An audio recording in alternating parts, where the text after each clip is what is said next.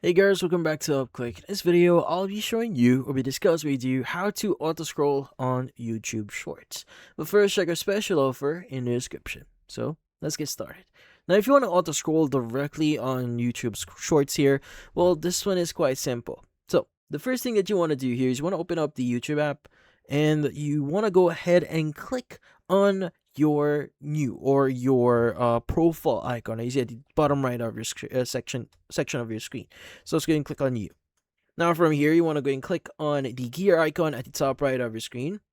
Now from here, you want to go and scroll down a bit and look for the option that says playback. Now, what you need to do is you want to go and choose the option here that says autoplay next video. So whenever a video finish loading up or playing on your screen, it will automatically play another video for you. And once you've done that, that should enable the setting here for auto scrolling here on YouTube Shorts. And that's about it. So, for this video, hopefully hit the like and subscribe button and watch our next video.